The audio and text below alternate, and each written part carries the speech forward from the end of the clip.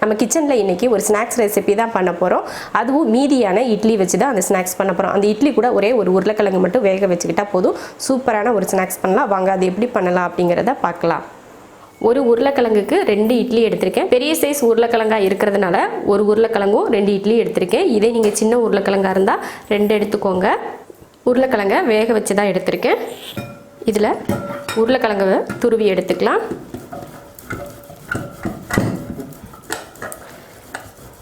அவ்வளோதான், உருளைக்கிழங்கை இந்த மாதிரி துருவி எடுத்தாச்சு. அடுத்து இட்லியை இதில் பொடிச்சு போட்டுக்கலாம். இட்லியை இந்த மாதிரி பிசைஞ்சு போடுறதுக்கு முன்னாடி ஒரு நிமிஷத்துக்கு தண்ணியில் போட்டு எடுத்து வச்சிட்டிங்கன்னா இந்த மாதிரி உதிரி உதிரியாக வரும். ஒரு பெரிய வெங்காயம், கொஞ்சமாக ஜீரகம், கொஞ்சம் ஜீரகம் போட்டுக்கோங்க. 3 ஸ்பூன் அளவுக்கு அரிசி மாவு, உப்பு தேவையான அளவுக்கு, மிளகாத்தூள் 1/2 ஸ்பூன், காரத்தை பொறுத்து மிளகாத்தூள் சேர்த்துக்கோங்க, இல்லைன்னா பச்சை மிளகாய் கூட நீங்கள் சேர்த்துக்கலாம், மல்லித்தலை. இப்போ இதில் தண்ணி எதுவுமே சேர்த்துக்கக்கூடாது, அப்படியே நம்ம பிசைஞ்சு எடுத்துக்கலாம். இந்த மாதிரி பிசைஞ்சு எடுத்தாச்சு. நான் ஒரு துளி தண்ணி கூட இதில் சேர்க்கலை, உருளைக்கிழங்குல இருந்த தண்ணி மட்டும்தான். இப்போ பிசைஞ்சாச்சு. இப்போ நம்ம கையில் இந்த மாதிரி எண்ணெய் தடவிக்கோங்க, அப்போ தான் இந்த மாவு வந்து நம்ம கையில் ஒட்டாமல் இருக்கும். அதுக்கு இப்போ ஒரு உருண்டை எடுத்துக்கோங்க. இந்த மாதிரி ஒரு உருண்டை எடுத்துட்டு உங்களுக்கு இது எவ்வளோ பெருசாக வேணுமோ அந்த அளவுக்கு நீங்கள் எடுத்துக்கலாம்.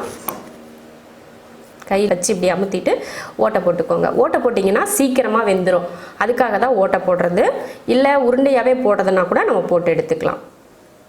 இந்த மாதிரி ஒரு 2 பிரெட்டை நான் இது போல் மிக்ஸி ஜாரில் போட்டு பொடி பண்ணி எடுத்திருக்கேன். அதில் இதை எப்படி இது பண்ணிக்கலாம். இதே போல் எல்லாத்தையுமே நம்ம போட்டு எடுத்துக்கலாம். இப்போ இதை எண்ணெயில் பொரித்து எடுத்துக்கலாம். இப்போ எண்ணெய் நல்லா காஞ்சிருச்சு. இப்போ போட்டுக்கலாம். பார்த்து பொறுமையாக போடுங்க. போட்டதுக்கப்புறமா அடுப்பை சிம்மில் வச்சிடணும். சீக்கிரமாகவே இது வந்து மொறுமொறுப்பாயிரும். ஏன்னா உருளைக்கிழங்கும் வேக வச்சது தான், இட்லியும் வேக வச்சு தானே சேர்த்துருக்கோம்.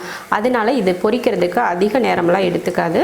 வேகணும் அப்படிங்கிற எதுவுமே இல்லை, மேலே அந்த மொறுமொறுப்பாக வரணும் இல்லையா, அதுக்காக மட்டும்தான் கொஞ்ச நேரம் எண்ணெயில் பொரித்து எடுக்கிறோம். நல்லா 2 பக்கமும் திருப்பி போட்டு ஒரே மாதிரி வேக வச்சு எடுத்துக்கலாம். நல்லா கலர் மாதிரி வந்துருச்சு. இப்போ எடுத்துக்கலாம். நல்லா எண்ணெயை வடிச்சிட்டு எடுத்துக்கோங்க. நம்ம வீட்டில் இட்லி எப்போயுமே 1-2 மீந்து போக தான் செய்யும். அந்த மாதிரி மீந்து போன இட்லி இருந்துச்சுன்னா அதை வீணாக்காமல் இந்த மாதிரி அது கூட ஒரு உருளைக்கிழங்கை வேக வச்சு இது போல் ஒரு ஸ்நாக்ஸாக பண்ணிட்டீங்கன்னா ஒரு டீ டைமில் குடிக்கிறதுக்கு ரொம்ப சூப்பராக இருக்கும். மேலே வந்து மொறுமொறுப்பாகவும் உள்ளே வந்து அவ்வளோ சாஃப்டாகவும் இருக்கும். உளுந்த வடை சாப்பிட்றோம் இல்லையா, அந்த மாதிரி சாஃப்டாக இருக்கும். இல்லை நீங்களும் இது போல் மீதியான இட்லியும் உருளைக்கிழங்கு வச்சு இது போல் சூப்பரான ஒரு ஸ்நாக்ஸ் ஒன்று பண்ணி பார்த்துட்டு எப்படி இருக்குன்னு கமெண்டில் சொல்லுங்கள். பிடிச்சிருந்தா லைக் பண்ணிவிட்டு ஷேர் பண்ணிவிட்டு கமெண்ட் பண்ணுங்கள்.